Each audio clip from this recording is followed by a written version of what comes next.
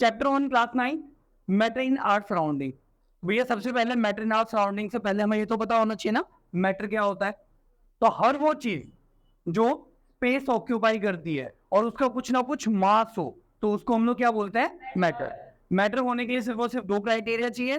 पहला, उसका कुछ ना कुछ मास होना चाहिए और जहां कहीं भी वो रखी हुई हो वहां पे कुछ ना कुछ स्पेस ऑक्यूपाई करनी चाहिए। तो इसकी डेफिनेशन क्या होगी, anything which occupy space and has mass is called matter.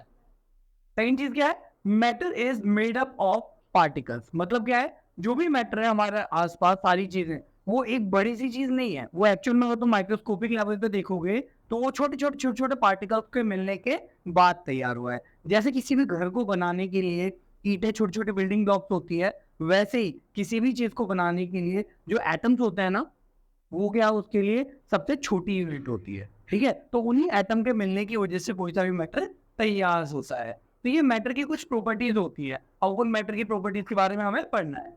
पहले क्या है, anything around us is made up of tiny pieces और पार्टिकल्स। मतलब जितनी भी चीजें हमारे आसपास है वो किन चीज से मिलकर बनी है, छोटे छोटी चीजों से, जिनको हम पार्टिकल्स बोल रहे हैं। अभी आगे जाके देखेंगे वो क्या होगी, एटम।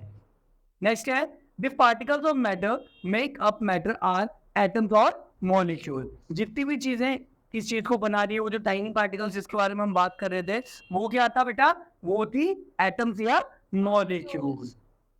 अब evidence of particles of matter, हम कैसे मान लें कि जो सारी सारी चीजें हैं वो छोटी छोटी चीजों के मिलने से तैयार हुई है। तो उसके लिए सबसे बड़ा एविडेंस हमें क्या देखने को मिलता है, हम सब ने कुछ चीजें, कुछ एक्सपेरिमेंट हम अपनी डेली लाइफ में करते रहते हैं।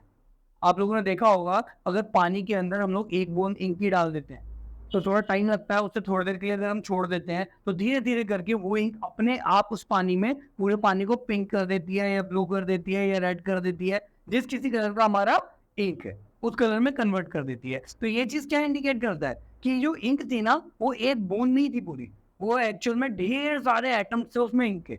तो जब उसे स्पेस ज्यादा मिली तो वो धीरे धीरे करके क्या हो गया, पानी के अंदर डिफ्यूज होता चला गया, फैलता चला गया। जो इंक के पार्टिकल थे वो पानी के पार्टिकल्स के बीच में फैल गए।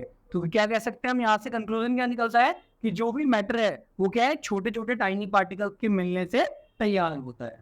नेक्स्ट क्या है, most of the evidence of existence of particles in matter and their motion come from the experiment on diffusion। अभी हमने जो एक्सपेरिमेंट देखा वो भी क्या था बेटा, डिफ्यूजन पे ही बेस्ड था। डिफ्यूजन का मतलब क्या होता है, जब एक चीज दूसरी चीज में पूरी तरह से बिखर जाती है, मिक्स हो जाती है, वो क्या है, डिफ्यूजन। तो पार्टिकल्स और मैटर के जितने भी हम एक्सपेरिमेंट देखेंगे वो सारे सारे किस चीज पे बेस्ड होंगे, वो सारे सारे डिफ्यूजन पे ही बेस्ड होने वाले। नेक्स्ट क्या है, the process of diffusion give us two conclusions about the nature of matter। कौन कौन से दो कंक्लूजन है वो, पहला क्या है, the particles of matter is made up of tiny particles, जिसकी बात अभी थोड़ी देर पहले हमने करी थी। जैसे हमने इंक डाला था तो वो इंक क्या थी, धीरे चल के पूरे में फैल गई। हमारी जो बुक है एनसीईआरटी उसके अंदर किस चीज का एग्जाम्पल दे रखा है, पोटेशियम परमैंगनेट के क्रिस्टल का। पोटेशियम परमैंगनेट का एग्जाम्पल हमने क्यों नहीं लिया, क्योंकि देखो पोटेशियम परमैंगनेट इतना कॉमन नहीं है कि हम लोगों ने अपनी डेली लाइफ में सबने देख रखा हो। ये क्या होता है, कुछ पर्पल कलर के क्रिस्टल होता है, इसको अगर हम बीकर में डाल करके छोड़ देते हैं तो धीरे धीरे करके वो उसमें घुलना स्टार्ट कर देता है और पूरे पानी को पिंक कलर से लिक्विड में कन्वर्ट करता है। पहले के टाइम में क्या होता था, जब इतनी ज्यादा मेडिसिन अवेलेबल नहीं होती थी तो गवर्नमेंट हॉस्पिटल्स या डिस्पेंसरीज के अंदर क्या करते थे, पोटेशियम परमैंगनेट क्रिस्टल जो होते थे उनका सॉल्यूशन तैयार करके रखते थे। और जब कभी किसी को चोट वगैरह लग जाती थी वो वहां पहुंचता था तो उसी से उसको साफ करते थे, एंटीसेप्टिक के लिए यूज होता था। ठीक है, अब क्यों नहीं देखने को मिलता, क्योंकि अब हमारे पास बहुत सारी चीजें आ गई है, डिटॉल है, बहुत कुछ आ चुका है, तो ये देखने को अब हमें नहीं मिलता। नेक्स्ट है, the particles of matter are constantly moving. जो पार्टिकल्स ऑफ मैटर है वो क्या है, लगातार मूव करते रहते हैं। अच्छा, इसका कोई एग्जांपल देगा, बिल्कुल सही। अगर घर में रूम फ्रेशनर हम लोग छिड़कते हैं तो वो रूम फ्रेशनर तो एक कोने में छिड़का जाता है, लेकिन उसकी खुशबू जो होती है पूरे में धीरे धीरे करके फैल जाती है। तो बेटा वो किस चीज का एग्जांपल है कि पार्टिकल्स ऑफ मैटर क्या कर रहे होते हैं, मूव कर रहे होते हैं। अच्छा, ये एग्जांपल भी है। दूसरा क्या है, अगरबत्ती, इंसेंस स्टिक। क्या होता है, घर में जब पूजा होती है तो मम्मी एक कोने में अगरबत्ती जलाती है। देखो परफ्यूम जो है वो तो परफ्यूम या रूम फ्रेशनर जो है वो तो पूरे घर में छिड़कते हैं, लेकिन जो अगरबत्ती है वो तो एक कोने में जलती है ना। लेकिन उसके बाद भी उसकी जो खुशबू होती है वो धीरे धीरे करके पूरे रूम में फैल जाती है। ये क्या इंडिकेट किया बेटा? बिल्कुल, ये चीज क्या इंडिकेट करती है बेटा? ये चीज इंडिकेट करती है कि जो पार्टिकल्स ऑफ मैटर है वो क्या हो रहे हैं? डिफ्यूज। जो अगरबत्ती की खुशबू थी, जो अगरबत्ती के पार्टिकल्स से एटम्स से वो गैस में कन्वर्ट होने के बाद जो रूम की गैस थी उसके अंदर धीरे धीरे करके बिखर गए, स्कैटर हो गए। तो ये भी हमने किस चीज से प्रूव करा? कौन सा एक्सपेरिमेंट था ये बेटा? डिफ्यूजन की वजह से ही हमने इसे क्लियर करा। आगे चले बेटा, नेक्स्ट है बेटा the movements of pollen grain in water. देखो जो पॉलन ग्रेन होता है ना वो हाइड्रोफोबिक होते हैं। भैया हाइड्रोफोबिक क्या होता है? जो एलिमेंट्स है हमारे क्या होता है, ये दो टाइप के होते हैं, या तो वो हाइड्रोफिलिक होगा या हाइड्रोफोबिक होगा। अभी हाइड्रोफिलिक क्या है? फिलिक का मतलब है लव। तो जो चीजें पानी से प्यार करती है वो क्या है? हाइड्रोफिलिक। जैसे पानी में चीनी मिलाओगे तो क्या होगा? घुल जाएगा। पानी में कॉटन डालोगे तो क्या होगा? थोड़ी देर बाद वो अंदर बैठ जाएगा, है ना। लेकिन पानी में अगर तेल डालोगे तो क्या होगा? वो हर सरफेस पे तैरने लगेगा। तो फिलिक का मतलब होता है जो पानी से प्यार करता है, पानी के साथ जल्दी इजीली मिल जाएगा। लेकिन फोबिक का मतलब क्या है बेटा? फोबिक का मतलब उन एलिमेंट से, उन चीजों से जो पानी से डरते हैं। फोबिया होता है ना, वो पानी से दूर भागते हैं। जैसे पानी में मैंने तेल डाला तो तेल डाल, तो तेल क्या करेगा? पानी के ऊपर आके तैरने लग जाएगा। पानी में ऑयल डाला, ग्रीस डालो, कुछ भी ऐसी चीज, पेट्रोल डाल दिया, कोई सी भी ऐसी चीज जो पानी में नहीं घुलती, वो अलग से उससे दूर भागना चाहेगी ना। तो वैसे ही जो ये पॉलन ग्रेन होते हैं ना, ये भी क्या होता है? हाइड्रोफोबिक। तो पानी के अंदर गिरने के बाद ये उसके अंदर अंदर नीचे जाके बैठेंगे नहीं, ये क्या करेंगे? ऊपर तैरना शुरू कर देंगे।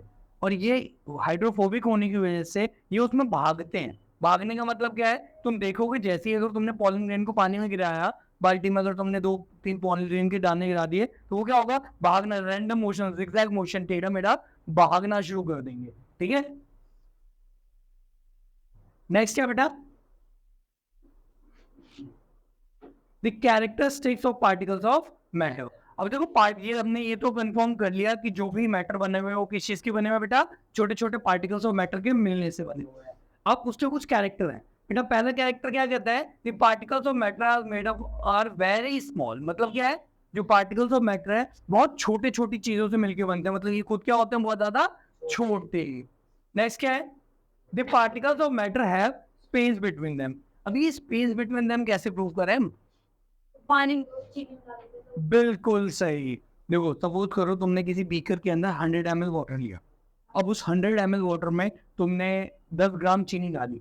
तो जब तुम डालोगे ना तो पानी का जो लेवल होगा उसके अंदर 110 ग्राम तक उठ जाएगा। लेकिन जब धीरे धीरे करके उसको घोलना स्टार्ट करोगे ना तो वो दोबारा से 100 ग्राम पे आ जाएगा। अभी 100 ग्राम पे आ गया तो चीनी गई कहाँ? एक्चुअली क्या था कि पानी के जो पार्टिकल्स थे उनके बीच में कुछ स्पेस बाकी था। और ये जो चीनी के पार्टिकल्स थे जब इनको भी हमने घोला तो पानी के अंदर चीनी जो था छोटे छोटे पीसेस में टूटता चला गया, डिफ्यूज हो गया। और एक टाइम के बाद जब बहुत ज्यादा छोटा हो गया तो उसके जो पार्टिकल्स थे पानी के पार्टिकल्स के बीच में जाकर के सेटल हो गए, जिसकी वजह से उसने बीकर का साइज तो नहीं बढ़ाया लेकिन पानी की जो डेंसिटी थी वो बढ़ गई। कभी अगर आप लोगों ने घर में चाशनी बनाई होगी तो देखा होगा कि पानी धीरे धीरे करके क्या होना शुरू होता है? गाढ़ा। अभी यहाँ क्या था? हमने थोड़ा सा चीनी लिया था इसलिए ज्यादा गाढ़ा तो नहीं हुआ, लेकिन क्या होगा कि ये थोड़ा बहुत पहले से कंसिस्टेंसी बढ़ जरूर जाएगी, कि थोड़ा सा गाढ़ा जरूर हो जाएगा। तो ये क्या है? पार्टिकल्स ऑफ मैटर के बीच में स्पेस होता है। ठीक है, तो आगे चलते हैं। The characteristics of particles of matter. पहला बहुत छोटे होते हैं, स्पेस बिटवीन देम। नेक्स्ट बेटा कॉन्स्टेंटली मूविंग। कॉन्स्टेंटली मूविंग के लिए भी हम पोटेशियम परमैंगनेट का एग्जांपल ले सकते हैं, लेकिन अगेन पोटेशियम परमैंगनेट हमारे घरों में मिलता नहीं, हमने देखा नहीं, तो उसकी जगह दूसरा एग्जांपल ले लेते हैं। अगरबत्ती वाला ऑलरेडी ले चुके हैं हम लोग, इसकी जगह एक और एग्जांपल ले सकते हो। अपने घर में एक काम करना, जब घर में खाना बन रहा होता है तो नोटिस करना कि जो खाने की खुशबू होती है वो किचन में खाना बन रहा होता है, लेकिन उसकी जो स्मेल होती है वो दूर तक आ रही होती है। दूर तक आने के पीछे का लॉजिक क्या होता है कि जो खाना होता है वो गर्म होता है। गर्म होने की वजह से जो उसकी गैस है वहां से खाने के बाद जो उसकी स्मेल भाप निकल रही है उसके अंदर अमाउंट ऑफ काइनेटिक एनर्जी क्या होती है? ज्यादा। और ज्यादा होने की वजह से वो दूर तक ट्रेवल करती है, उसके अंदर मोशन होता है, वो भाग रही होती है एक जगह से दूसरी जगह, इसलिए उसकी जो स्मेल है वो थोड़ी दूर से भी हमें फील हो जाती है। क्लियर है बेटा? ये क्या प्रूव करता है कि जो भी गैस है वो क्या कॉन्स्टेंटली मूव कर रही होती है, और अगर तुम उसका टेम्परेचर बढ़ा दोगे तो उसकी मूवमेंट की स्पीड बढ़ जाएगी। अच्छा, तुम इसका लाइव एग्जांपल भी देखा होगा, कभी ना कभी आग जलाई होगी। जब आग जलाई होगी देखा होगा कार्बन के जो पार्टिकल्स होते हैं वो बड़ी तेजी से ऊपर की तरफ जा रहे होते हैं, है ना।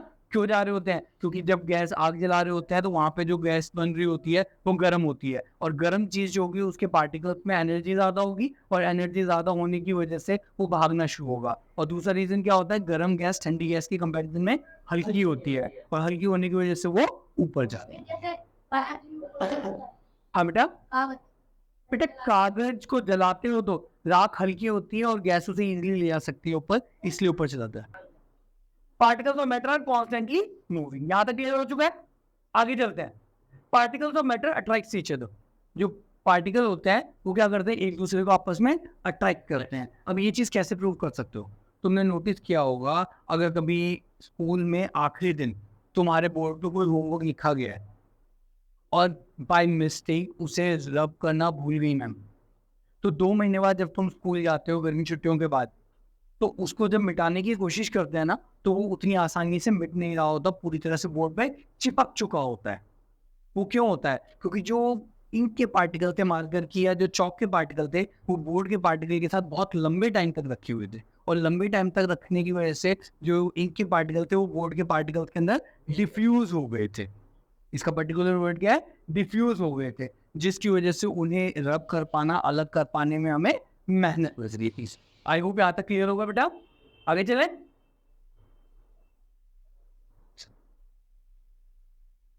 अच्छा, नेक्स्ट क्या बेटा? Intermolecular force. इंटरमोलिकुलर फोर्स क्या होता है?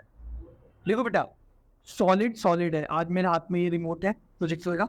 ये जो रिमोट है ये कल भी ऐसा था, आज भी ऐसा है। अगर इसको यहाँ रख दूंगा तो भी ऐसा ही रहेगा, उठाऊंगा तो अगेन ऐसा ही रहेगा। लेकिन क्या पानी को अगर मैं किसी बर्तन दूसरे बर्तन में डाल दूंगा तो उसकी भी शेप सेम नहीं बदल जाएगी? गैस की भी शेप चेंज हो जाती है। तो वो चेंज क्यों होती है? इंटरमोलिक्यूलर फोर्स की वजह से। जिस चीज इंटरमोलिक्यूलर फोर्स का मतलब क्या है? The force of attraction between the particles of matter is known. Intermolecular force होता क्या है? The force of attraction between the particles of matter is known as intermolecular force. मतलब क्या है? किसी भी चीज के जो इंटरमोलिक्यूल्स होते हैं, मतलब अंदर के जो एटम्स या मॉलिक्यूल्स हैं, वो आपस में एक दूसरे को किसी फोर्स से पकड़ के रखते हैं। तो जिस फोर्स से वो पकड़ के रखता है वो फोर्स का कहलाता है बेटा इंटरमोलिक्यूलर फोर्स। अब ये जो इंटरमोलिक्यूलर फोर्स है, अगर ये स्ट्रॉन्ग है तो चीज की जो शेप है वो फिक्स रहेगी, और अगर शेप जो इंटरमोलिक्यूलर फोर्स है वो वीक है तो उसकी शेप जो होगी वो प्रॉपर नहीं रहेगी। तो इससे क्लियर हो जाता है कि सॉलिड में इंटरमोलिक्यूलर फोर्स क्या होगा? ज्यादा या कम? ज्यादा। सॉलिड के अंदर इंटरमोलिक्यूलर फोर्स क्या होगा? ज्यादा। और गैस के अंदर सबसे कम। लिक्विड के अंदर होगा, लेकिन गैस और सॉलिड के बीच का इंटरमोलिक्यूलर फोर्स होगा। अच्छा, आप एक चीज बताओ, इंटरमोलिक्यूलर फोर्स ज्यादा होगा तो इंटरमोलिक्यूलर स्पेस कम होगी या ज्यादा? अगर इंटरमोलिक्यूलर फोर्स ज्यादा है, अब सोच के देखो कि अगर दो चीजों को मैंने पास रखा, जितनी ज्यादा ताकत लगा करके मैं उन्हें एक दूसरे के पास धकेलूंगा, उनके बीच का गैप उतना ही कम होता चला जाएगा, और जितना कम फोर्स लगा करके एक दूसरे के पास रखूंगा उनके बीच में इंटरमोलिक्यूलर फोर्स उतना ही इंटरमोलिक्यूलर स्पेस उतनी ही ज्यादा रहेगी। तो इससे क्या क्लियर होता है कि अगर इंटरमोलिक्यूलर फोर्स ज्यादा है तो इंटरमोलिक्यूलर फोर्स की स्पेस क्या होगी? कम। और अगर इंटरमोलिक्यूलर फोर्स कम है तो इंटरमोलिक्यूलर स्पेस क्या होगी? ज्यादा। ये दोनों एक दूसरे के लिए क्या रहेंगी? Inversely proportional. क्लियर है बेटा यहाँ तक? आगे चलते हैं। Which of the following are matter? इनमें से कौन कौन सी चीज मैटर है? बेटा पहले चेयर। अरे एक चीज याद करो, वापस आओ। मैटर क्या था याद है? Anything which occupy space and have mass is known as matter. ठीक है, तो उसके बेसिस पे एक एक करके बात करते हैं। पहले बात करते हैं बेटा, चेयर मैटर होगी नहीं होगी? ऑलमैन ऑलमैन होगा नहीं होगा? जल्दी बताओ। होगा। Next, cold drink. अच्छा, नेक्स्ट क्या है? थॉट। नहीं होगा। थॉट नहीं होगा। क्यों नहीं होगा थॉट? नहीं बेटा, हम सोच रहे हैं ना, तो उसका कुछ हमारी सोच का कोई मास होता है ना ही वो स्पेस ऑक्यूपाई करती है। कोल्ड नहीं होगा बेटा। कोल्ड क्या है? सिर्फ सेंसेशन है, फीलिंग है, तो उसका भी कोई मास नहीं होता। Drinking water, sorry cold drink. Smell of perfume. अब देखो, स्मेल जो होती है ना, वो पार्टिकल्स ऑफ परफ्यूम की वजह से होती है, उसका कुछ ना कुछ मास होगा। लेकिन अच्छी स्मेल या बुरी स्मेल, ये क्या है? फीलिंग। ठीक है, काफी सारे लोग होते हैं जिनको पेट्रोल की स्मेल बहुत गंदी लगती है, उल्टी हो जाती है उन्हें, और काफी सारे लोग होते हैं जिन्हें पेट्रोल की स्मेल बहुत अच्छी लगती है।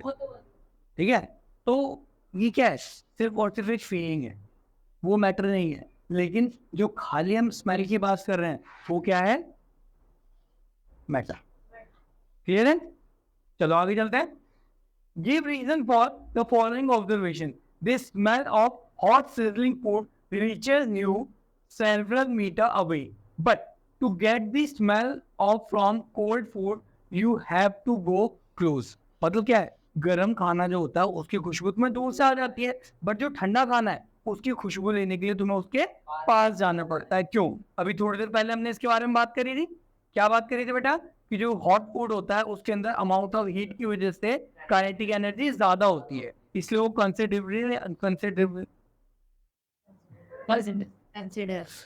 वो हम दूर से कंसिडर कर सकते हैं। बट जो कोल्ड फूड है उसके अंदर काइनेटिक एनर्जी कम होती है, जिसकी वजह से दूर तक उसकी स्मेल नहीं आती, और अगर हमें उसी चीज की स्मेल लेनी है तो उसके पास जाना पड़ेगा, उसके अंदर काइनेटिक एनर्जी ना होने की वजह से। नेक्स्ट आगे चलते हैं।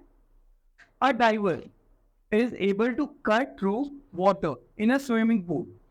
Which property of matter does this observation show? डाइवर पता है बेटा?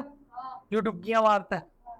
अगर कोई डाइवर है वो पानी में कूदता है तो पानी को पार करके निकल जाता है, लेकिन वहीं पे अगर वो मिट्टी के अंदर कूद रहा है तो पार करके क्यों नहीं निकलता?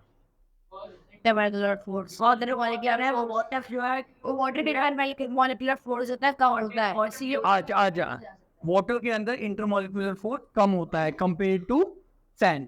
रीजन, सैंड क्या है? सॉलिड, और वाटर क्या है? लिक्विड। लिक्विड के अंदर इंटरमॉलिक्यूलर फोर्स कम होता है, इसलिए डाइवर जब कूदता है तो उसके पार्टिकल्स को साइड करके गो थ्रू हो जाता है, पार निकल जाता है। लेकिन वहीं पे जो सैंड है, सैंड के अंदर इंटरमॉलिक्यूलर फोर्स ज्यादा है, वो सॉलिड है, तो पार्ट जो भी डाइवर है वो उसके अंदर कूद तो सकता है लेकिन उसे पार करके नहीं निकल सकता, उसे चोट लग जाएगी। What are the characteristics of particles of matter? Particles of matter के कुछ कैरेक्टर हैं, उनकी बात करते हैं। अभी थोड़ी देर पहले हमने बात करी थी इन सब के बारे में। क्या होता है?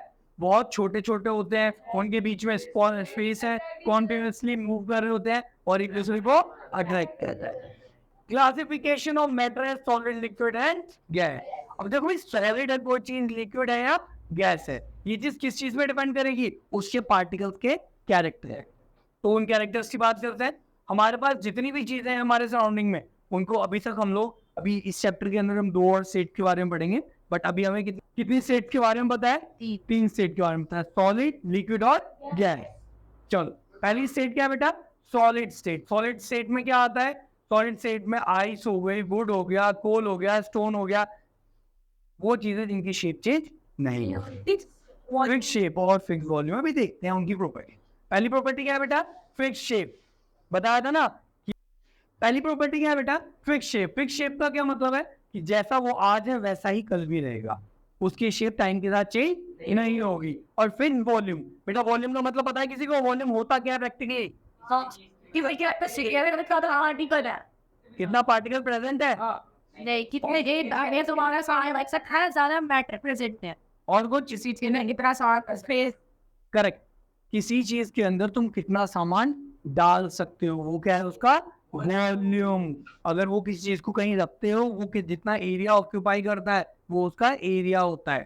ठीक है, किस चीज में तुम जितना डाल सकते हो सामान, वो उसका वॉल्यूम है। ठीक है, किसी चीज के अंदर कितना मैटर प्रेजेंट है, वो उसका मास है।